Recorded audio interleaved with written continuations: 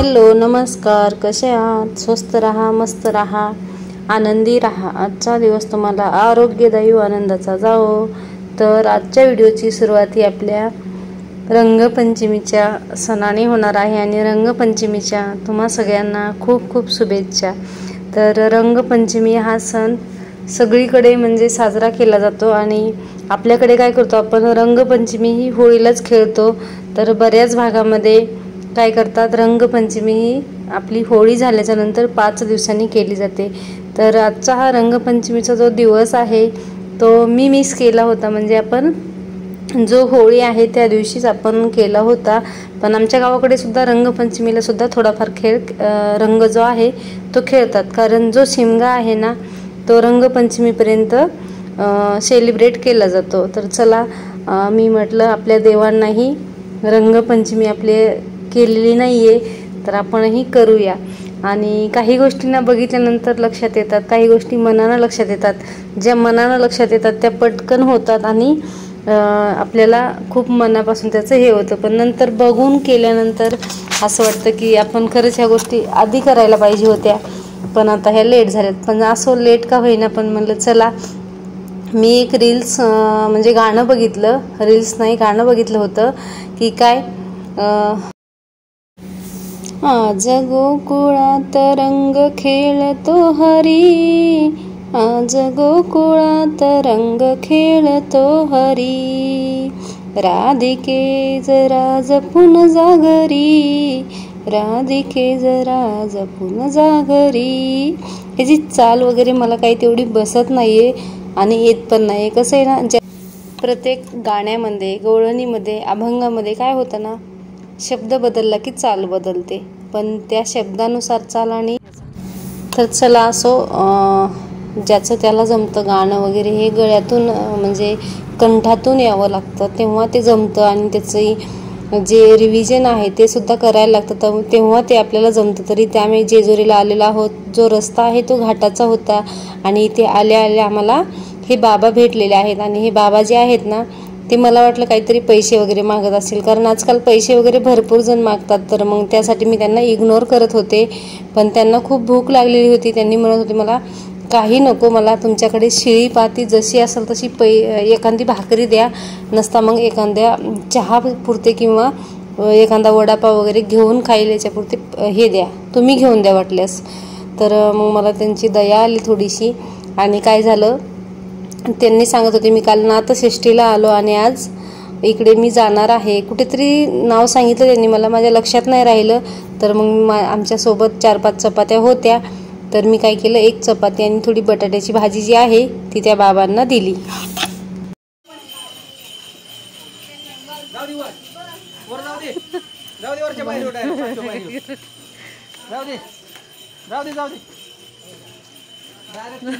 केलं बस बस बसला मोठं झालं काय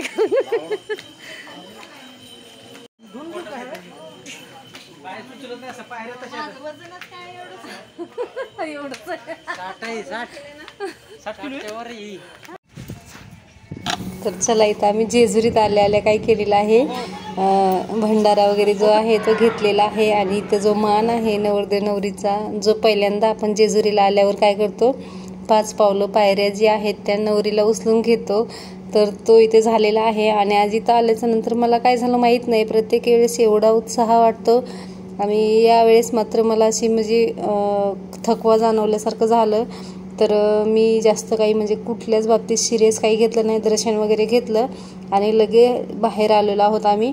आणि सगळ्यांनी केलं एन्जॉय थोडासा, पण मला नाही तेवढंसं असं म्हणजे फोटो वगैरे काढावं असं वाटले नाही, काही व्हिडिओ काढत बसावा असं वाटलं नाही आहे. तर त्यासाठी मग मी जास्त व्हिडिओ पण घेतलेले नाही आहेत. तर चला असो, तिथलं दर्शन वगैरे झालं, व्यवस्थित झालं, छान झालं दर्शन वगैरे. आणि मी तिथून महादेवाची पिंड वगैरे पण घेतलेली आहे. आणि जी नवीन जोडी आहे त्यांनीसुद्धा काय केलेलं आहे, एक आरती आणि जी आपल्या देवाऱ्यात लागणारी घंटी वगैरे आहे ती सुद्धा घेतलेली आहे. आणि तिथंच एक बल्लाळेश्वराचं एक मंदिर होतं, तिथे आम्ही आलेलो आहोत. तर मंदिर खूप खोलामध्ये आहे, जसं की भुईऱ्यात असल्यासारखं. तर तिथे छान असं मंदिराचं बांधकाम वगैरे छान आहे. आणि एकदम छान शांतता प्रसन्नता वाटते तिथं सुद्धा. तर तिथं आम्ही दर्शन वगैरे घेतलं. पण तिथं एकच एवढी गोष्ट होती की एवढं म्हणजे मंदिर वगैरे छान आहे, शिवलिंग छान आहे, पण तिथं पाणी जे आहे ना ते साठवणीचं होतं. त्याचा उपसा वगैरे असा बिलकुलही केलेला नव्हता. त्यासाठी थोडंसं हे वाटत होतं. पण आता म्हणलं चला शिवरात्र वगैरे झालेली आहे, तर सगळे म्हणजे आता सगळे जी कार्यक्रम जे आहेत ते सध्या आटोपलेले आहेत, तर त्यासाठी यांनी हे काढलेलं नसावं. तर छान वाटलं इथं पण दर्शन वगैरे घेऊन. मस्त म्हणजे क्षणभर इथं बसावं देवापाशी येऊन. तर एवढी तर प्रसन्नता इथं होती. तर चला दर्शन वगैरे आम्ही इथले सुद्धा घेतलेले आहेत. तर ऊन भरपूर होतं. भरपूर उन्हामध्ये व्हिडिओ जास्त मी काढत नाही बसलेली. तर काय केलं, थोडी थोडी क्लिप प्रत्येक जागेवरची घेतली. आणि आत्ता आम्ही इथे आलेलो आहोत सासवडजवळ. बघा सासवडचा जो रस्ता आहे ना त्या रस्त्याला आम्ही आलेलो आहोत. तिथे आम्ही थोडासा रस वगैरे उसाचा जो रस आहे तो घेतलेला आहे आणि जात आहोत ह्या नारायणपूरच्या रस्त्याने. नारायण गाव आहे की नारायणपूर आहे मलाही नाही एवढं लक्षात, पण तिथे आहे आपलं मिनी बालाजी जो म्हणतो त्याचं मंदिर आहे. आणि त्या मंदिरामध्ये पण मी तिथं तर मोबाईलच अलाउड नाही आहे. तर इथं जो जाताना रस्ता आहे ना त्या रस्त्याला खूप म्हणजे बागायती शेती आहे, जे की चिंचेचा बाग आहे, जो चिकूचा बाग आहे, अशी बागं इथं भरपूर प्रमाणामध्ये आहेत. छान वाटलं दोन्ही साईडनं रस्त्यानं बघायला. आणि एक शेतकरी जो आहे तो इथला म्हणजे खूप काही म्हणजे असं एक आंबराईतून जात आहोत असं वाटलं. तर बघा, तर ह्या रस्त्याचा जो व्हिडिओ आहे थोडासा तो मी एवढ्यासाठी घेतला की जशी नदी पाण्यानं भरल्यानंतर गंगा ज्यावेळेस पाण्याने भरते त्यावेळेस दोन्ही थडी तुंब भरून ज्यावेळेस भरलेली असते त्यावेळेस बघायला आपल्याला कसं छान वाटतं. तसा हा रस्ता जो आहे ना दोन्ही साईडनं एकदम छान असा अंबराई मोहरली आपण जसं म्हणतो ना त्या पद्धतीचा वाटला, म्हणून तिथे थोडासा घेतलेला आहे. आणि इथे आम्ही आलेलो आहोत नारायणपूरला. तर नारायणपूरचा हा परिसर आहे. मी तुम्हाला दुसरं काही इथलं दाखवणार नाही आहे. फक्त हे बघा जे दिसतं ते आहे मंदिर. आणि इथला जो हा आहे तो बाहेरचा भाग आहे. मंदिर मूर्ती वगैरे आतमध्ये खूप छान आहे. आणि तिथलं जो पूर्ण जो आतमधला जो प्रदर्शन देखावा जो आहे तो सुद्धा खूप सुंदर आहे बघण्याजोगा. तर चला आजचे सगळेच देवाचे ठिकाण जे आहेत ते खूप सुंदर आहेत आणि बघण्यासारखे आहेत. आणि आम्ही तिथून लगेच आलेलो आहोत कुठे, स्वामीनारायण मंदिराकडे आता आम्ही जाणार आहोत. आणि वाटेने लागत आहे आम्हाला तो ह्याचा बोगदा.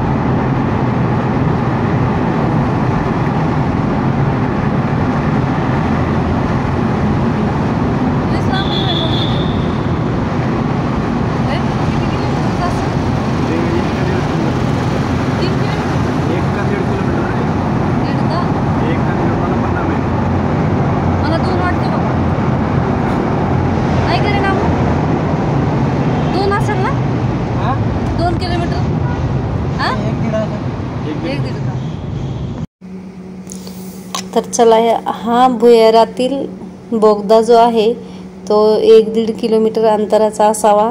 तर ॲक्च्युली किती आहे मलाही नाही माहिती. तर चला असो. हे बघा सायंकाळचं वातावरण आहे, सूर्य मावळतीला जात आहे आणि ह्या वातावरणामध्ये सर्वजण बाहेरचा आनंद घेण्यासाठी बाहेर पडत असतात. तर आणि हे तर ठिकाण जे आहे ते आहे एक पर्यटन स्थळच आहे. आणि आपल्या इकडं कसं असतं ना ह्या वातावरणामध्ये एकदम असं रम्य वातावरण होऊन जातं आणि तिथे छान असं आपलं मन जे आहे ना ते काहीतरी आपल्या मनातील जे चलबिचल जे आहे ते विसरून आपण ह्या वातावरणाचा आनंद घेत असतो. तसं हे वातावरण इथलं झालेलं आहे. जसं की आपण समुद्रकिनारी सूर्यास्ताच्या वेळी जाऊन बसतो ना त्यावेळेचं वातावरण जसं निवांत शांत पाण्याच्या लाटा वगैरे असतात त्या पद्धतीचं हे वातावरण इथं होतं. सूर्यास्ताच्या वेळी खूप छान चौकून डोंगर वगैरे होते, मंदिर असं छान होतं. सर्वजण म्हणजे इथं एक दर्शन घेण्यासाठी एक मनाला शांतता समाधानी ठेवण्यासाठी इथे आलेले असतात. आणि भगवंताचं दर्शन घेऊन कुणाला नाही प्रसन्न वाटत, सगळ्यांना प्रसन्न वाटतं. तर असं हे मंदिर इथं पण खूप म्हणजे खूपच छान परिसर आहे आणि बघा किती छान वाटत आहे. मला तर खरंच खूप भारी वाटलं. मी इथं पहिल्याच वेळेस आलेली आहे आणि इथं खरंच भरपूर जण इथे आलेले असेल, त्यांना वाटत असेल काहीतरीच आहे हे, म्हणजे काय सांगत आहे, पण नाही, खरंच खूप छान वाटतं. मला तर असं वाटत आहे की इथं नाही महिन्यातून एकदा तरी आलं पाहिजे. तर चला असो, ज्यांना जमतं ते पर्यटन स्थळाला भेट दिल्याशिवाय राहतच नाही येतं.